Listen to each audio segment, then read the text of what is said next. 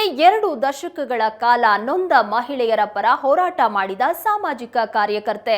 ಆದರೆ ಈಗ ತಾನೇ ನ್ಯಾಯಕ್ಕಾಗಿ ಪೊಲೀಸ್ ಠಾಣೆಗೆ ಅಲೆಯುವ ಸ್ಥಿತಿ ಬಂದಿದೆ.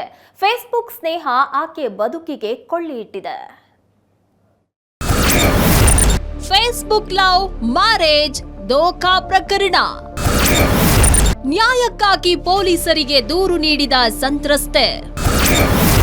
ಭಾರತೀಯ ಸೇನೆ ಯೋಧನ ವಿರುದ್ಧ ಎಫ್ಐಆರ್ ದಾಖಲು. ಬೆಳಗಾವಿ ಯೋಧನ ಫೇಸ್ಬುಕ್ ಲವ್ ಮ್ಯಾರೇಜ್ ದೋಖಾ ಕಹಾನಿಗೆ ಹೊಸ ಟ್ವಿಸ್ಟ್ ಸಿಕ್ಕಿದೆ. ಪ್ರೀತಿಸಿ ಮದುವೆಯಾಗಿ 2 ವರ್ಷ ಸಂಸಾರ ನಡೆಸಿ ಬಳಿಕ ಮತ್ತೊಂದು ಮದುವೆಗೆ ಸಿದ್ಧನಾಗಿದ್ದ ಭಾರತೀಯ ಸೇನೆ ಯೋಧ ಅಕ್ಷಯ್ ವಿರುದ್ಧ ಸಂತ್ರಸ್ತೆ ಪ್ರಮೋದಾ ಹಜಾರೆ ಪೊಲೀಸ್ ಠಾಣೆಗೆ ದೂರು ನೀಡಿದ್ದಾರೆ.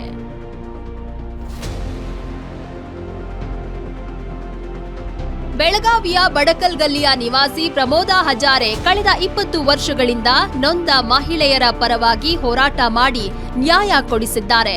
ತನ್ನ ಸಾಮಾಜಿಕ ಕಾರ್ಯಗಳನ್ನ ಫೇಸ್ಬುಕ್ಗೆ ಅಪ್ಲೋಡ್ ಮಾಡ್ತಾ ಇದ್ರು. ಇದನ್ನ ನೋಡಿ ಭಾರತೀಯ ಸೇನೆಯಲ್ಲಿ ಯೋಧನಾಗಿರೋ ಅಕ್ಷಯ್ ಪ್ರಮೋದಾ ಹಜಾರೆಗೆ ಫ್ರೆಂಡ್ ರಿಕ್ವೆಸ್ಟ್ ಕಳಿಸ್ತಾನೆ. ಮದುವೆಯಾಗುವಂತೆ ಪರಿಯಾಗಿ ಬೇಡಿಕೊಳ್ತಾನೆ. ಕೊನೆಗೆ ತನಗಿಂತ 14 ವರ್ಷ ಚಿಕ್ಕವನಾದ ಅಕ್ಷಯ್ ಜೊತೆ ಪ್ರಮೋದಾ 2020ರ ಮಾರ್ಚ್ನಲ್ಲಿ ಮದುವೆಯಾಗ್ತಾರೆ. 2 ವರ್ಷ ಸಂಸಾರವೂ ನಡೆಯುತ್ತೆ. ಆಗ ಬಯಲಾಗತ್ತೆ ಅಕ್ಷಯ್ನ ಅಸಲಿ ಮುಖ. 2019ನಲ್ಲಿ ಸೋಷಿಯಲ್ ಮೀಡಿಯಾ ಮುಖಾಂತರ ಅಕ್ಷಯ್ ಗಣಪತಿ ನಲ್ವಡಿಗೆ ನನಗೆ ಪರಿಚಯ ಆಗಿತ್ತು ಸರ್. ಇದೇ ನಾನು ನಿಮ್ಮಂತಾನೆ ಹುಡುಗಿನ ಮದುವೆ ಆಗಬೇಕು ಅಂತ ಮ್ಯಾರೇಜ್ ಪ್ರಪೋಸಲ್ ಕೊಟ್ಟ ಸರ್. ಅವ್ನು ನನ್ನಿಂದ 14 ವರ್ಷ ಚಿಕ್ಕವನ್ನ ಆಗಿದ್ದಾನೆ. ನೇರವಾಗಿ ನಮ್ಮ ಆಫೀಸ್ಗೆ ಬಂದು ಕಾಲು ಬಿದ್ದು ಒಂಥರ ಮೈ ಮೇಲೆ ಇದು ಮಾಡ್ದಂಗೆ ಮಾಡಿ ಸರ್ ನಾನು ಮದುವೆ ಆಗಲೇಬೇಕು, ಇಲ್ದಿದ್ರೆ ನಾನು ಯೂನಿಟ್ಗೆ ಹೋಗಿ ಆತ್ಮಹತ್ಯೆ ಮಾಡ್ಕೊಂಡು ಸಾಯ್ತೀನಿ, ನಿಮ್ದು ಹೆಸರು ಬರ್ದಿಟ್ಟು ಸಾಯ್ತೀನಿ ಅಂತ ಬ್ಲ್ಯಾಕ್ ಮೇಲಿಂಗ್ ಮಾಡಿ ಮದುವೆ ಆಗಿದ್ದ ಕಥೆ ಸರ್ ಇದು. ಅಕ್ಷಯ್ ಹಲವು ಯುವತಿಯರ ಜೊತೆ ಚಾಟಿಂಗ್ ಡೇಟಿಂಗ್ ಮಾಡ್ತಾ ಇರೋದು ಪ್ರಮೋದಾಗೆ ಗೊತ್ತಾಗುತ್ತೆ. ಇದನ್ನ ಪ್ರಶ್ನಿಸಿದ್ದಕ್ಕೆ ನಿನ್ನ ಜೊತೆಗೆ ಇರಲು ಆಗಲ್ಲ, ನಾನು ಬೇರೆ ಹುಡುಗಿ ಜೊತೆಗೆ ಮದುವೆ ಆಗ್ತೀನಿ ಅಂತ ಅಕ್ಷಯ್ ಹೇಳಿದ್ದಾನೆ. ಈಗ ತನ್ನ ಜೊತೆ ಸಂಸಾರ ಮಾಡಲು ಹಿಂದೇಟು ಹಾಕ್ತಾ ಇರೋ ಅಕ್ಷಯ್ ಹಾಗೂ ಆತನ ಕುಟುಂಬಸ್ಥರ ವಿರುದ್ಧ ಬೆಳಗಾವಿ ಗ್ರಾಮೀಣ ಠಾಣೆಯಲ್ಲಿ ದೂರು ದಾಖಲಿಸಿದ್ದಾರೆ.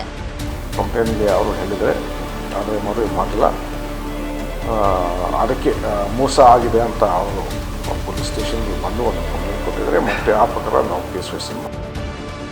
ಒಂದು ಕಾಲದಲ್ಲಿ ನೊಂದ ಮಹಿಳೆಯರ ದನಿಯಾಗಿ ಹೋರಾಡ್ತಾ ಇದ್ದ ಪ್ರಮೋದಾ ಈಗ ತಾವೇ ನ್ಯಾಯಕ್ಕಾಗಿ ಅಂಗಲಾಚುವ ಸ್ಥಿತಿ ನಿರ್ಮಾಣವಾಗಿದ್ದು ವಿಪರ್ಯಾಸವೇ ಸರಿ. ಅನಿಲ್ ಕಾಜಗಾರ್, ಏಷ್ಯಾನೆಟ್ ಸುವರ್ಣ ನ್ಯೂಸ್, ಬೆಳಗಾವಿ.